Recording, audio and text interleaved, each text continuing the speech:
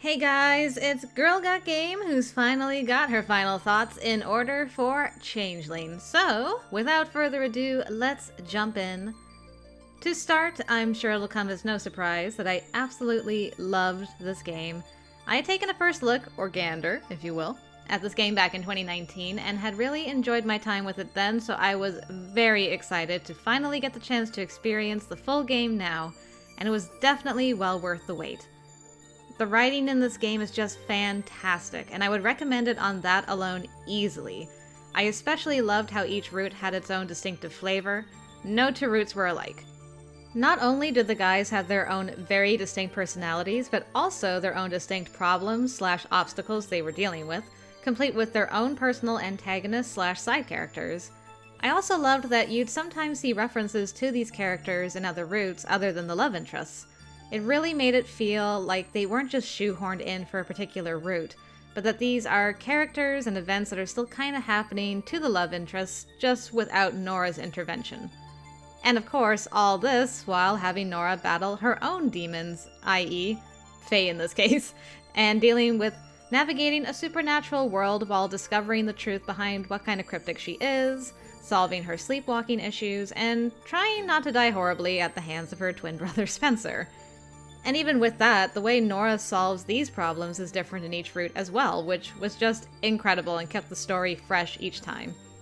I also liked that each route had different lore you could access via a journal to read more about and help build out this world even more if you're a lore nerd like me. But it's totally optional, so if you want to just experience the story as it is, you don't have to read through it. I think that was a great idea, so as not to detract from the flow of the story and being able to read at your own pace when or if you want to. If I had a nitpick about the journal, it would be that it was sometimes hard to figure out where new entries had been entered.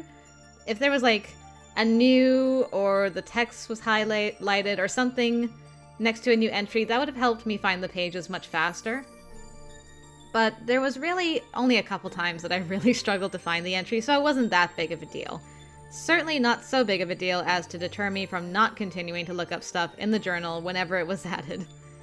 Other than that, there were a couple of routes that I felt resolved too quickly, and I would have liked a bit longer of an end chapter to really put a nice bow on it, but that's just a personal nitpicky thing. So, all in all, without a doubt, I can say the writing was awesome, and I thoroughly enjoyed that aspect of this game. Moving on to the art, I will say off the bat that I know it won't be everyone's cup of tea, but I personally really liked the art of this game. The backgrounds especially were just beautiful. It absolutely fit the tone of this game very well. Looking at the art always made me feel like it fit the vibe the game was going for of a not-so-sleepy small town with lots of weirdness happening and a touch of spooky, since it does take place during the time of Samhain. A lot of the CGs are just gorgeous too.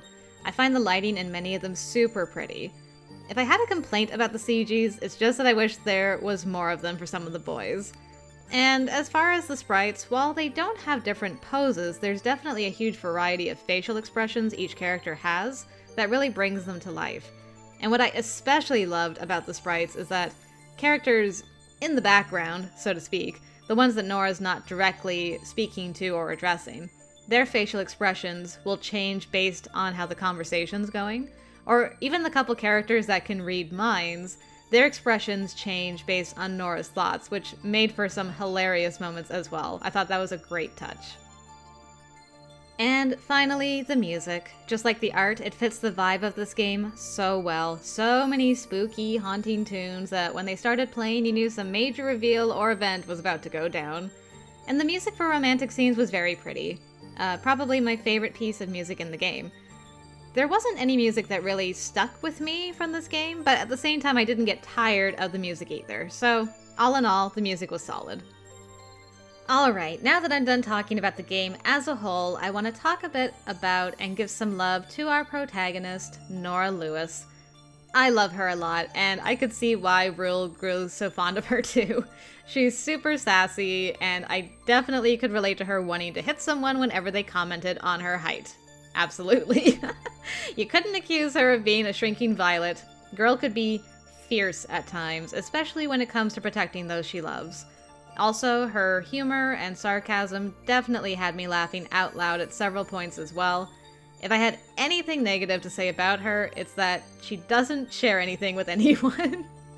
And I mean anyone. Unless you can read minds, you're out of luck with this girl. It's like pulling teeth to get her to admit that something seriously weird and dangerous is happening to her in several routes. Of course, this can be explained away due to the experiences she had as a child with adults and therapists not believing her or her brother when it came to explaining the supernatural happenings around them. I mean, I'd definitely be loath to be very chatty about my personal thoughts and feelings after an experience like she went through. But it's always been a personal pet peeve of mine when characters withhold information that inevitably just makes a situation worse than it already was.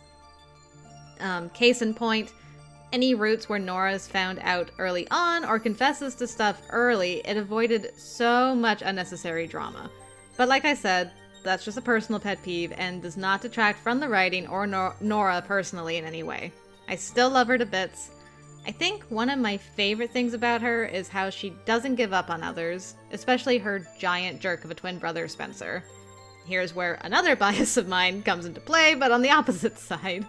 I'm sure there's a lot of people who would love to punch Spencer in the face, and I'll be honest, I had several moments where I wanted to myself. He did kill us numerous times after all, and was quite nasty as well. But, as someone who is very fond of my own brother, I really enjoyed having a protagonist that cared so much about her sibling. It's a rare thing in these games for an MC to have a close relationship with any family on their own, and I can count on one hand how many games there's been a sibling involved, so I really liked that aspect of this game. And the satisfaction of seeing the twins make up at the end of routes always made me so happy. So, from one sister to another, well done, Nora. And with that, I think I'm done with my thoughts on the game as a whole, which means now it's time for the really hard part, rating the boys and their routes. Now, as a caveat, I've said multiple times during this game that I'm going to have separate lists. This first list is going to be my personal list based on the guys themselves and taking into consideration the plot and romance of their route as a whole. I'll get into my other lists afterwards. So, right at the bottom, I very sadly have to put Sweet Bean Elliot Damiani. It really pains me to not only put such a sweet boy, but also a vampire, my favorite supernatural being, at the bottom of my list. But someone has to be here, Elliot. Now, Elliot as a character, I adore him. He's very sweet, very thoughtful, really goofy, very concerned about us being anemic, judging by his liver comments. One of my favorite comments. He also has one of, if not the hottest CG out of all the guys, so he can definitely bring the sexy, no problem. You all know which one I'm talking about. But unfortunately, his route is kind of a hot mess. I will say it started off very solid, especially in the development of the romance department. But about a third to halfway through the route, there was some worrying signs that sadly brought the entire route down by the end. In the early part of his route, I loved how not subtle Elliot was about making it clear how romantically interested he was in Nora. I also loved that he found out super early that she was sleepwalking and that he always asked Nora for her consent. But then about halfway through, a lot of plot points start to converge. And when I say a lot of plot points, I mean a lot of plot points. Aside from the normal trying to solve our Changeling issue, we had mysterious murders with all signs pointing to vampires, which meant Elliot was taken off work by the agency since he and all other vampires were under suspicion. This led to him becoming a vigilante, basically to clear his name, and unlike other routes where he keeps blurting out secrets, here he was very close-lipped about what was going on with him, which of course caused some drama. Also, I think this whole route had the most amount of cock-blocking out of everybody's. There was Corvin, there was Spencer, there was Mom, love you Mom, there was Grant, there was Albert, there was definitely Mark being freaking distracting. Every time Elliot tried to move the romance along, somebody would pop up and steal the moment. And of course, let's not forget the team-up that was Grant and Spencer. Being stalked by them continuously, along with the Brenna shenanigans, is enough to make your head spin. And you know, all these plot points were really interesting and well written. I enjoyed that, actually. The problem is that because there was so much going on, Elliot had to take a major backseat for at least half, if not more, of his route, with kind of a very hurried resolution at the end. The first part of his route is super strong, but unfortunately it fell off majorly by the end in the romance department for sure. And I also couldn't help but feel like Elliot isn't the strongest match for Nora. They definitely had their goober moments together, which I loved, but Nora would have to learn to hold herself back significantly in the snark department to make a relationship with Elliot work, because he's an extremely sensitive boy. I worry that that aspect of his personality would grate on her after a while. So, because of all that, I sadly had to put Elliot at the bottom of my list. Just please don't cry about it, Elliot. I do love you, I promise.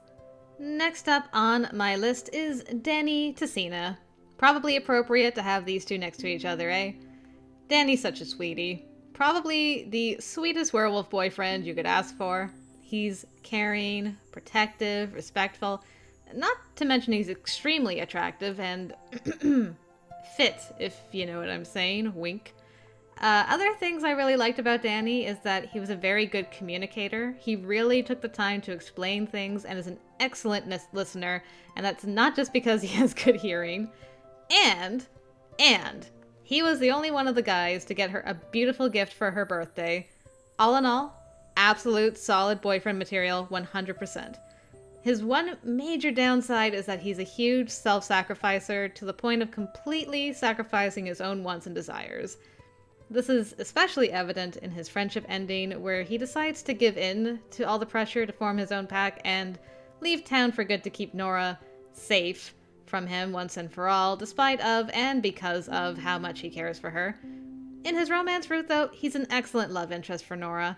I truly appreciated how he encouraged her to not be scared and have faith in others. She doesn't have to be Miss Independent all the time, and has friends that truly care about her and want to help. She, in turn, helped him see his true self-worth and realize that sometimes you can't make everyone happy, and that he shouldn't sacrifice his own happiness to do that.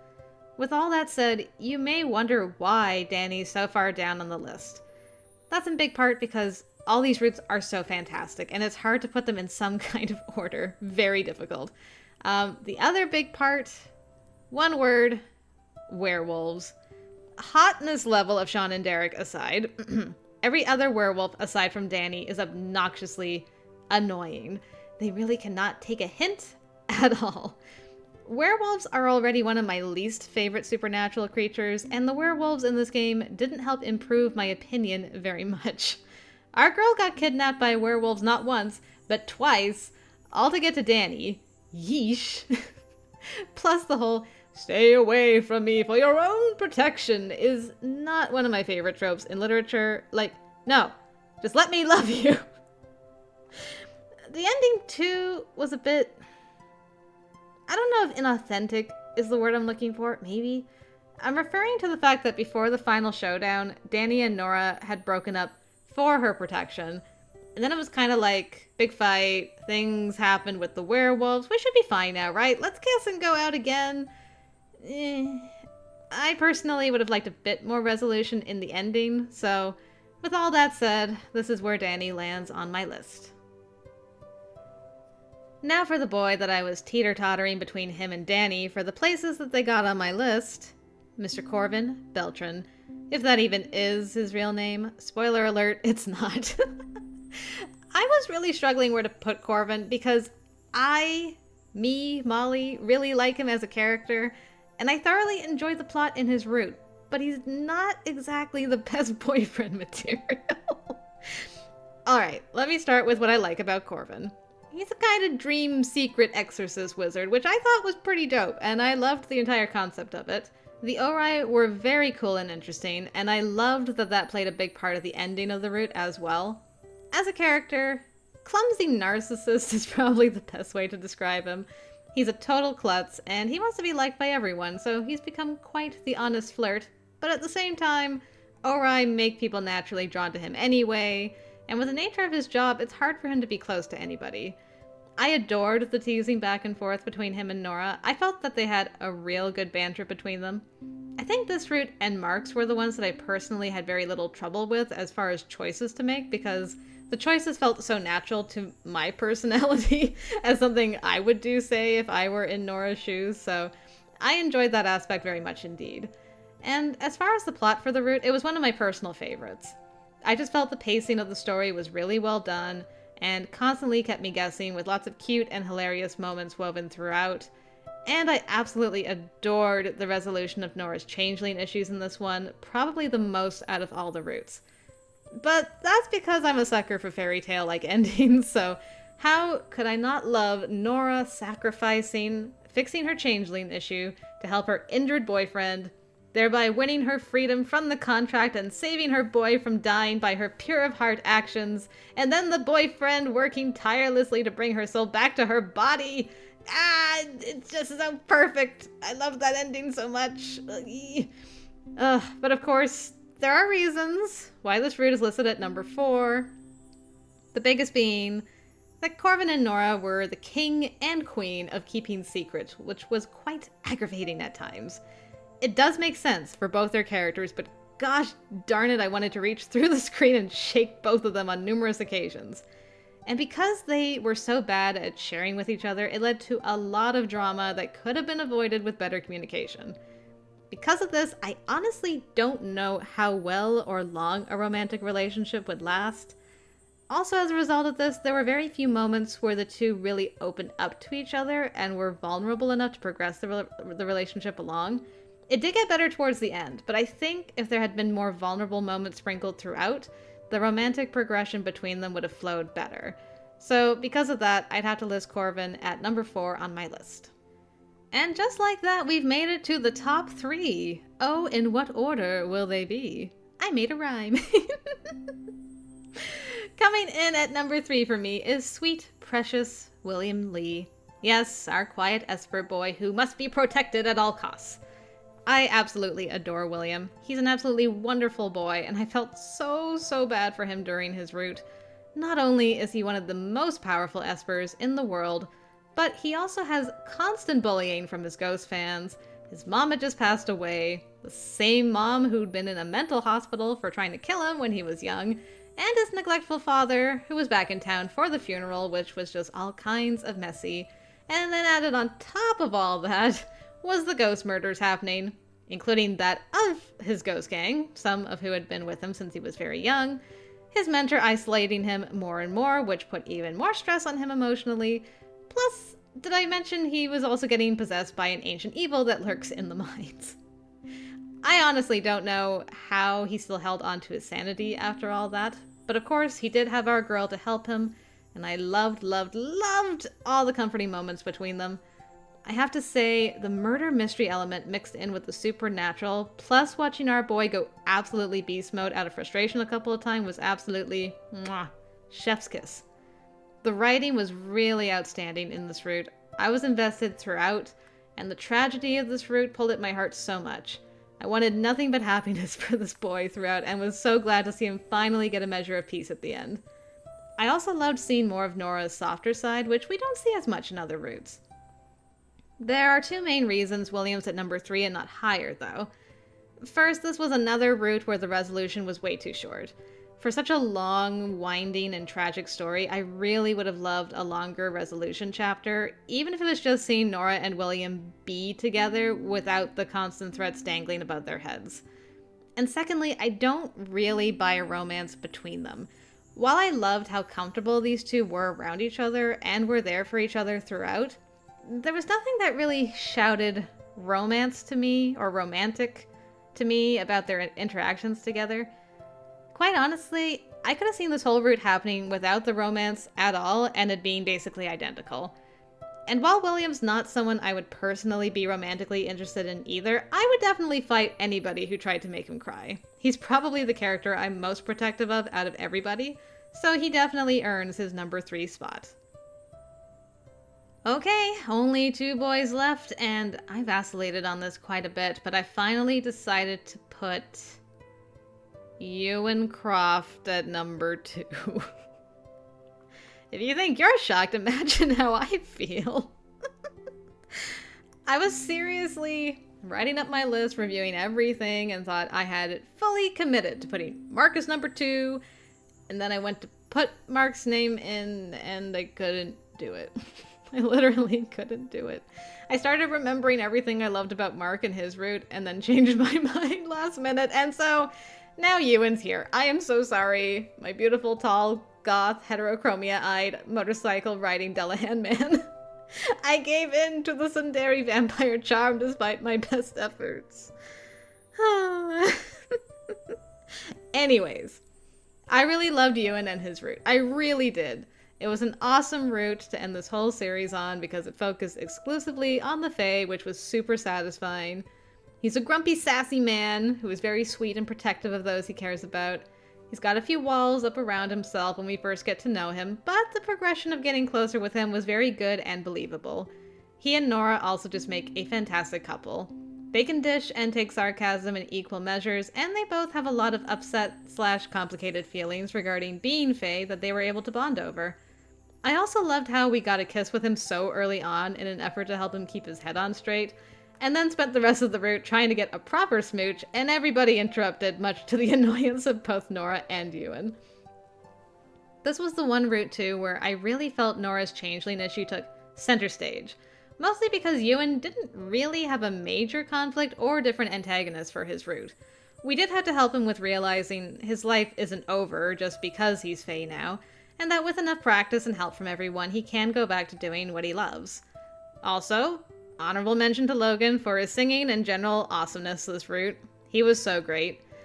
I think my main disappointment with this route, though, is that we didn't actually get as many answers/revelations as I was expecting from Ewan.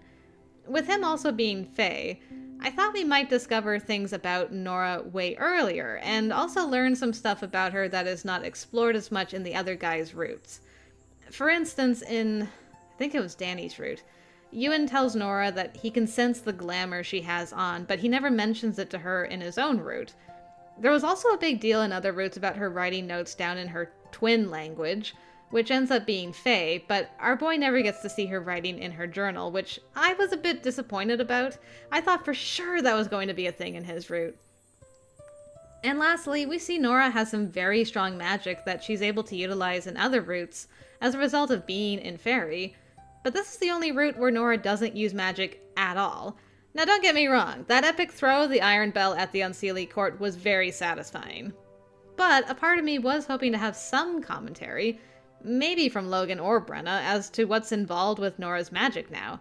I mean, our girl was able to knock out Liam and his entire werewolf posse, splinter pillars, and shatter windows, all without hurting her friends in the process. Like, that seems pretty powerful to me. And I would have loved to have learned more about Nora's magic ability. But that's just personal disappointments.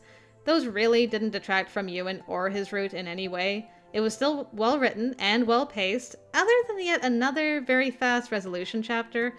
And Ewan himself was an absolute sweetie, and I just know he and Nora are going to be major trouble together wherever they go. And finally, coming in at number 1 somehow, is Mark freaking Lowe. I don't quite know how he managed to sneak into here literally last minute, but I'm going to chalk that up to me probably being Mark's Raven at this point. It's the only explanation. No, I mean, he and his route were really good, and ended up being my favorite as a complete package. I cannot understate how much I loved his and Nora's roasting of each other. It was the absolute best. They are so similar in their tsunderiness, it hurts. I felt they really brought out good things in each other too, though.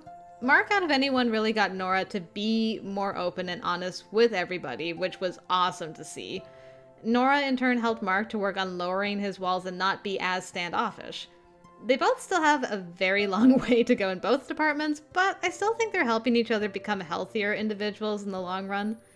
Also, out of all the routes, I think Mark's kind of wise anger he had regarding Spencer's treatment of Nora was my absolute favorite cathartic moment out of all the routes by far. It was just wonderful to see somebody calling Spencer out on his absolutely horrible behavior and telling Nora she is also a victim, not just Spencer, and that it can't be all on her to resolve the problems of the past. That was probably my favorite moment of all the guys. I'd also be remiss to not mention that his smooth one-liners before kissing Nora may have played a biggish part in my love for him too.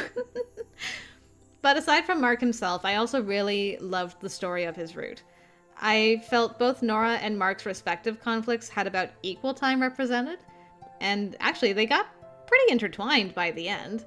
And while Adrian was an absolute butt to deal with, I did at least feel sorry for him compared to some of the other antagonists. And wow, his plan was really top-notch too. Turning Spencer into his Raven so he could lure Nora out, break the contract, which he hoped would give her amnesia, pretend to be her boyfriend and turn her into his main Raven, where he'd get an endless supply of fairy spirit to drain, plus deal a massive blow to Mark and his ego. I mean, dang, that boy had it all figured out. Now, the main thing that was going to knock Mark down to number 2 was going to be that huge blow-up fight he and Nora had after she had some choice things to say about cryptics in general after she found out the truth behind her being a changeling. Was less than a fan of that, Mark. Yeah, not really. When Nora was at her lowest and needed the support, he lashed out because she lashed out. It was all very Pride and Prejudice of them. The reason this argument didn't end up knocking Mark down to number 2 for me in the end is that it was an inevitable argument that was going to happen between these two hot-blooded tsunderes. I was expecting it, it was just at a horrible time. And because ultimately both were in the right and the wrong with that argument, I think I would have been less inclined to rank this as high if the argument had been completely glossed over and they just made up without addressing it, which I was honestly worried about considering how long the cooldown period was with these two. But thankfully it was addressed again between them before and resolved in a healthy manner. So, with that being said, I just realized my list is bookended by 2 vampires. And now I need to process that information.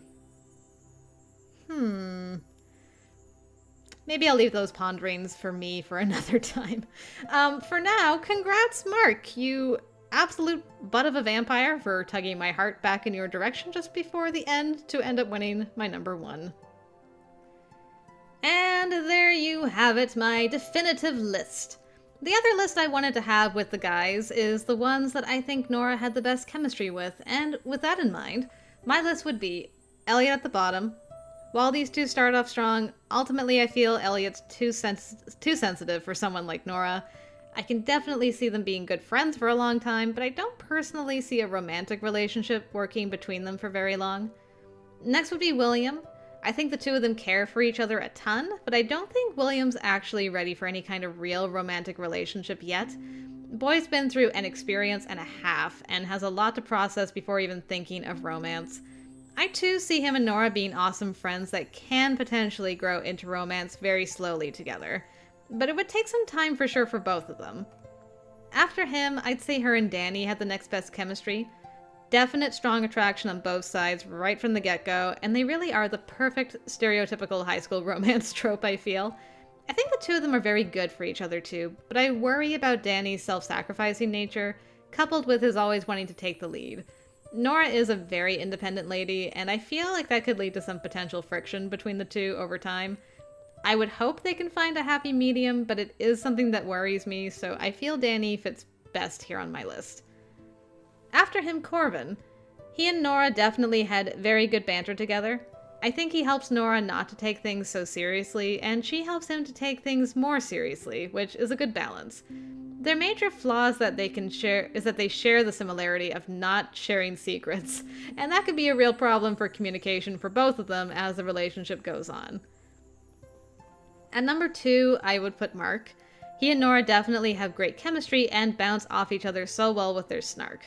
I've gushed enough about how those two are good for each other, so I'll just say my main concern with them is that they're a very hot-blooded couple that does equal a lot of passion, but also equals a huge fight when they do fight.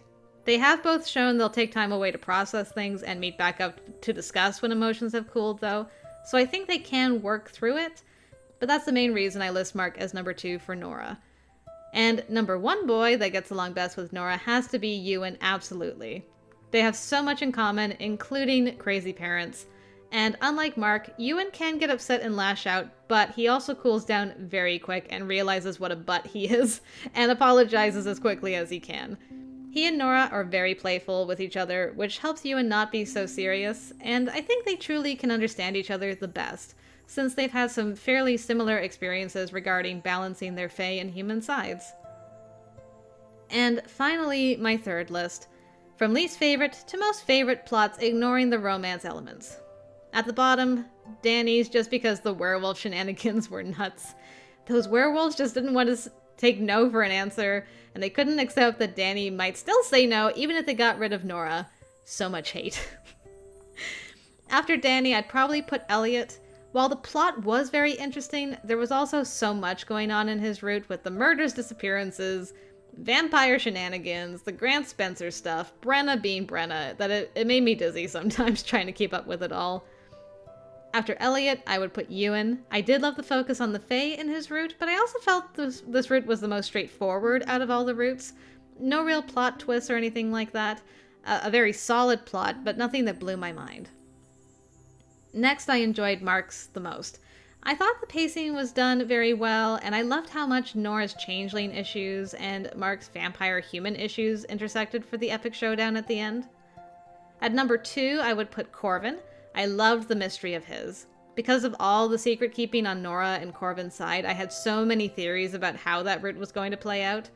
This may partly be because Corvin was my first route, and so I knew literally nothing about how things were going to progress changeling-wise at the very least.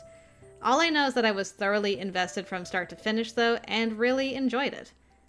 And coming in at number 1 definitely has to go to William. I absolutely loved the supernatural murder mystery of ghosts, and the tragedy aspect of the story as well. It definitely pulled on my heartstrings, as well as made me scream in legitimate horror at a couple points which I was not expecting. So yeah, story-wise, I definitely have to say William's was my favorite. So there you go, my 3 lists completed for this game. And with that, I wanted to have some bonus mentions here. Favorite cryptic has to go to my brownie dude. I would have been killed a lot more than I already was if not for him, so he definitely deserves that award for me. Scariest cryptic award goes to Alfred. That smile shall haunt me forever, sir. Coolest cryptic design for me has to be Ori Kara. I thought she looked equal parts cool and scary. Best looking side character that had no business being that attractive has to go to Sean for me. Definitely one of the most attractive werewolves out there. Side character I most wish had a root would be Merle. Besides being very attractive, I really like his personality. He's got a good sense of humor, but also knows when to take things seriously. And I'd really love to learn more about the mysterious Beltran boys and their work. Antagonist I most wanted to slap with a fish award has to go to Grant. The literal worst for manipulating Spencer into his worst self. His only saving grace is convincing Spencer not to set his sister on fire until they had exhausted other avenues. I feel like Adrian could also be given the silver version of this award just because I was annoyed with him, and also because of his one Yandere end where he did make Nora into a raven and kept her chained up for his personal use. We'll say, though, that he does have excellent taste in dresses, so there's that, I guess. Most gorgeous CG of the guys has to be the first one of Elliot licking up Nora's hand wound. That one still does things to me. Yes, favorite kiss CG has to go to Mark's final one. I love how they're holding on to each other in that one, plus seeing both of their pointy ears on display is adorable. Scariest CG, without a doubt, goes to William when he invaded our dreams to warn us. That was terrifying, sir. Favorite epilogue chapter has to go to Corvin. I loved the uncertainty of it when it starts because Nora's still very much in need of help, and the Disney-like moment of when Corvin's last efforts bring her back and they cry and hug on each other. I love that. I also love Spencer the most in this, I think, because he was so genuinely distraught and worried for his sister and was doing everything he could to help her. When he tackles her in a hug when she gets back, that always gets me. So yeah, definitely my favorite. Favorite friendship ending also goes to Corvin, ironically. His was the happiest out of all of them, I think. I was glad that despite him quitting school and focusing on the murder full time, he and Nora still see each other often, and I will never not be amused by Corvin and Spencer's bond of friendship that they develop. Favorite bad ending is a tie for me between Doppelganger Shelley's and Doppelganger Elliot's in Ewan's route. Very different ends of the scale, but I couldn't choose between them. I loved the unexpectedness of being turned into a hedgehog in Doppelganger Shelley's. but I also loved the Hades Persephone vibes from Doppelganger Elliot, so I had to include them both. Saddest bad ending would have to go to Corvin. His last one, Goodbye White Crow, I think it's called. That one legitimately made me tear up. The funniest scene in the game for me had to be overhearing Elliot and Mark recite Shakespeare together. I would honestly pay good money to hear them recite an entire play together. Biggest plot twist for me was finding out Drayson and Mark are cousins.